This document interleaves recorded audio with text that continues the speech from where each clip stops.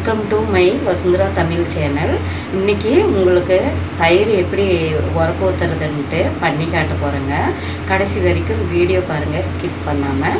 வாங்க வீடியோக்குள்ளே போகணும். தயிர் உரைய வைக்கிறதுக்கு பாருங்கள், நான் 1.5 கிலோ பால் எடுத்திருக்கேன்.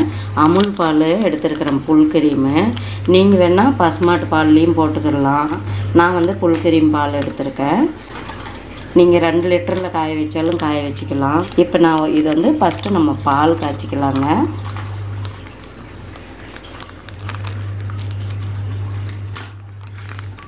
பாத்திரம் நல்லா வெயிலில் காய வச்சு பாத்திரம் நல்லா சுத்தமாக இருக்கணும். இது செகண்ட் பாக்கெட்டு. ஃபஸ்ட்டு பாக்கெட்டு ஊற்றியாச்சு. இது 2வது பாக்கெட்டு. அலுமினிய பாத்திரத்துலேயே நீங்கள் நினைக்கலாம் இதுலேயே காய வச்சு இதுலேயே உரக்க ஊற்ற வேண்டியது தானேன்னு. அப்படி இல்லைங்க. ஏன்னா இது அலுமினிய பாத்திரம் இல்லையா, நம்ம அதனால் ஸ்டீல் பாத்திரத்துலேயும் பிளாஸ்டிக் டப்பாவில் கூட நம்ம உரக்க ஊற்றி வைக்கலாம். அலுமினிய பாத்திரத்தில் நம்ம சிறப்பு பால் காய வைக்க மட்டும் நம்ம வச்சுக்கணும். கேஸ் ஆன் பண்ணிக்கலாங்க. நல்லா ஹையிலேயே விடுவோம். பொங்கு வரும்போது நம்ம பால் பொங்கி வரும்பொழுது நம்ம கொஞ்சம் ஸ்டீம் கம்மி பண்ணிக்கணும். கம்ஸ் கம்மி ஒரு 4 வாட்டி 5 வாட்டி இது பொங்கு வரணும். பில்கொல்வி தண்ணி விடக்கூடாது, சுத்தமாக தண்ணி விடக்கூடாது.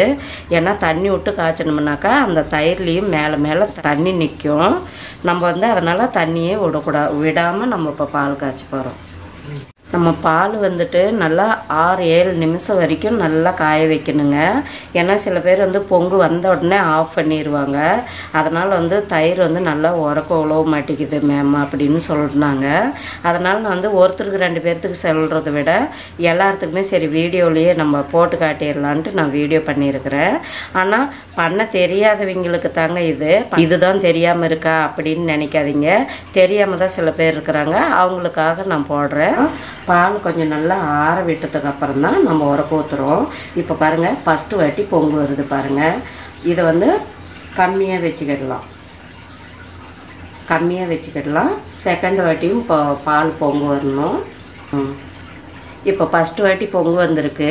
இதேமாரி இன்னும் 4 வாட்டி பொங்கு வரணும். செகண்ட் வாட்டி பொங்கு வந்துருச்சு பாருங்கள். தேர்ட் வாட்டி பொங்கு வந்துருச்சு. இதோட 4 டைம் பாருங்கள் பொங்கு வருது.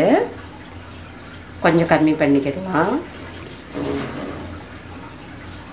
பாருங்கள். இது கடைசி வாட்டி பாருங்கள், 5 வாட்டி பொங்கு வந்திருக்குது. 5 டைம் பாருங்கள் பொங்கு வந்துருச்சு. இப்போ நம்ம கேஸ் ஆஃப் பண்ணிக்கலாம். பால் இந்த மாதிரி தண்ணி இல்லாமல் இந்த மாதிரி நல்லா காய்ச்சிக்கிடணும்.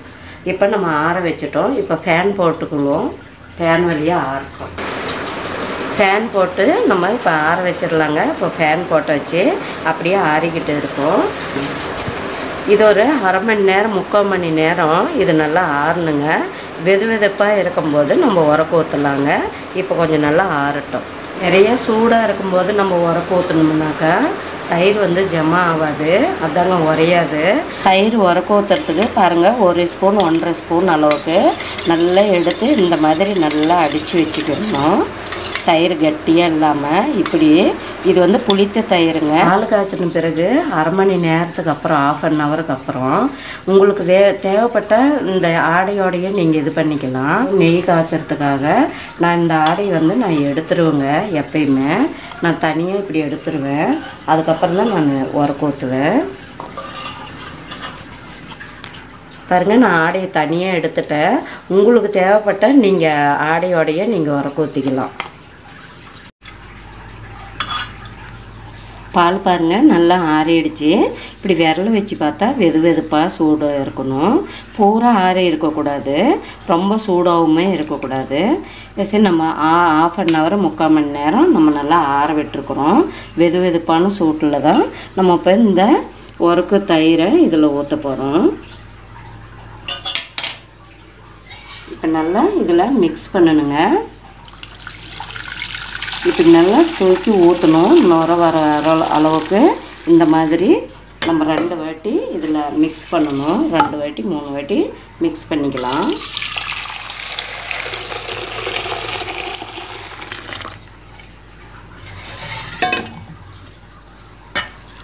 இந்த மாதிரி மிக்ஸ் பண்ணோம்னா தான் நல்லா தயிர் நல்லா கெட்டி தயிராக நமக்கு கிடைக்குங்க.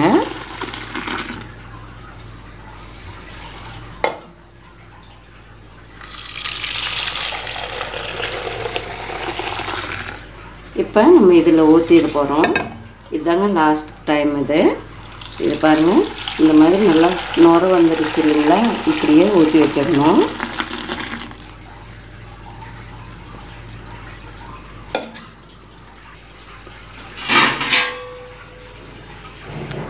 இப்போ நம்ம பிளேட் போட்டு மூடி வச்சுருவோங்க. இது இப்படியே இருக்கட்டுங்க. நம்ம மாலை நேரத்தில் ஒரு 7 மணிக்கு எடுத்து நம்ம ஃப்ரிட்ஜில் வச்சுக்கிடலாம். ஏன்னா இப்போ சம்மரில் வந்துட்டு நம்ம சீக்கிரமாக இது உரக்கு உளுந்துரும், தயிர் ஜமா ஆகிடும். அதே வின்டரில் வந்து ரொம்ப நேரம் ஆகும் உர உழுவுறதுக்கு. கம்சே கம் 10-12 மணி நேரம் ஆகும் வின்டரில். சம்மரில் வந்துட்டு சீக்கிரமாகவே உரக்கு உளுந்துரும். நம்ம 7 மணிக்கு எடுத்து ஃப்ரிட்ஜில் வைக்க போகிறோங்க. இது இப்படியே கைப்படாத இடத்துல கிச்சனில் இப்படியே வச்சுடுவோம். தயிர் ஜமா பண்ணணும் இல்லைங்களா, உரக்கு ஊற்றணும் இல்லையா, அது இப்போ எப்படி இருக்குதுன்னு பார்க்கலாம் வாங்க.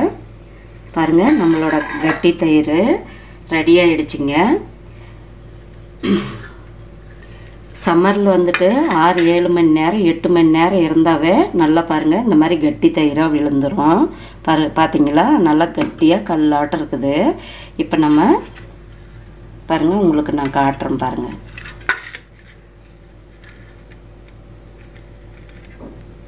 இந்த மாதிரி தண்ணி விடாமல் பால் காய்ச்சணும்னாக்கா தயிர் வந்து இந்த மாதிரி நல்லா கட்டியாக இருக்கும். பாருங்கள், தயிர் இந்த மாதிரி நல்லா பாருங்கள் கட்டியான தயிர் நல்லா இந்த மாதிரி வந்திருக்கு. இப்போ நம்ம இதை எடுத்து ஃப்ரிட்ஜில் நம்ம வச்சுக்கிடலாம். இப்போ உங்களுக்கு காட்டுறதுக்காக நான் எடுத்து இதில் காட்டினேன். இப்போ நம்ம தயிர் கட்டியான தயிர் ரெடி ஆகிடுச்சிங்க. தயிர் இந்த மாதிரி நம்மளுக்கு கெட்டி தயிர் வேணும்னா நீங்களும் இதே மாதிரியே ட்ரை பண்ணுங்கள். எங்களுடைய கெட்டி தயிர் வீடியோ உங்களுக்கு பிடிச்சிருந்துச்சின்னா சப்ஸ்கிரைப் பண்ணுங்கள், ஷேர் பண்ணுங்கள், லைக் பண்ணுங்கள், கமெண்ட் பண்ணுங்கள். நெக்ஸ்ட் வீடியோவில் சந்திக்கலாங்க. வணக்கம்.